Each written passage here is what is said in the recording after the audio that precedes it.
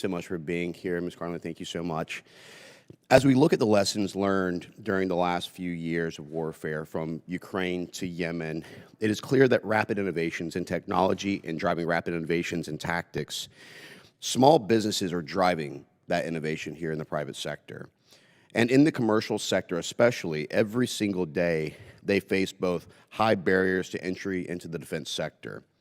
Dr. Carlin, there is a wide divide between the agility of offices like the DIU and service innovation labs. What recommendations do you have to export those innovations to the conventional acquisition frameworks? Thank you, Congressman. Absolutely, there are these barriers to entry, and we see that not least because of this massive consolidation that happened with our defense industry base. So a couple companies got really good at figuring out how to crack the code of the Department of Defense. Whole bunch of others, as you know, have not been able to. I think we have started to see some good change over the last few years. In particular, you highlight DIU as one really good case study. We're starting to see players come into the defense business who wouldn't naturally be there and who are more comfortable being there as well. I think one of the things really to look hard at is how to lower those barriers to entry through rapid acquisition systems, right? Having these authorities where folks are able to participate in Department of Defense contracts, but not have to throw all of their kind of focus towards it. And of course, on-time appropriations plays an important role for particularly the small businesses. And as we know, unfortunately, the State Department, the Directorate of Defense Trade Controls, and other, whether it's DSP-5 export approval, DSP-83s, to actually engage in the activities of trying to work with other developing nations and also allies, have been completely hamstrung. And it's been a very delayed process. To include, we need real procurement reform when it comes to the overall process, updating the DFAR, but also just becoming more competitive in the market. And so I think that's really important as we look at our economic challenges.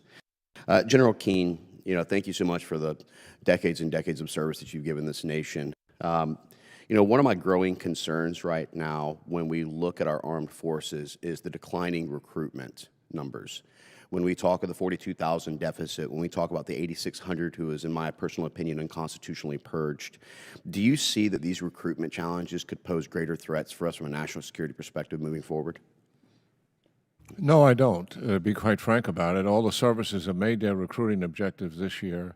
I think they figured out how to better communicate effectively to the American people and to young people who may consider a service opportunity.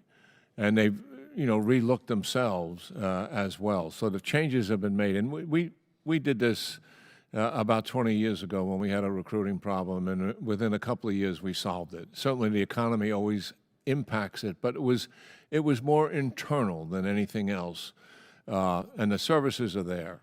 And I know for a fact the Army will likely exceed rather significantly its recruiting objective coming in 2025. I can't speak to the other services.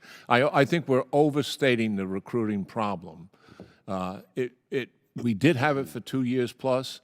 I think it's essentially, are we still going to have some challenges? Of course, we've got to work hard at it. But I think all the services have learned a lesson the Marine Corps taught us. Well, I would just add to that. People in it. I would just add to that, General Keane, that while I respect what you're having to say, I disagree that recruitment deficits are not a potential national security threat as we move forward if our retention levels do not maintain. And especially when you think about quality of life improvements in MILCON VA that needs to be guaranteed for our soldiers and for their spouses, to say things like not just giving you child care twice a week, but 5 times a week so that the spouse can have another career or a pathway to transition, but also the idea that you shouldn't work at Chick-fil-A full-time, 40 hours a week and make more than a service member risking his life. I think that those are also the recruitment challenges, but also the things like DEI, which was actually causing people to be more concerned because it wasn't about diversity, equity, and inclusion. It needs to be about increased lethality, readiness, and being properly equipped, the way it was when I was in the Army, when it was be all you can be, when I was in the military and looking at the service groups, when it was years in Iraq, years in Afghanistan that I served, in Kosovo, in other locations. That, in my opinion, while I agree with you on one thing that you definitely said, which is that the 2025 recruitment numbers, I believe, will be very strong, but that's because of the incoming administration and because of the Secretary of Defense who's prioritizing the warfighter. With that, I yield.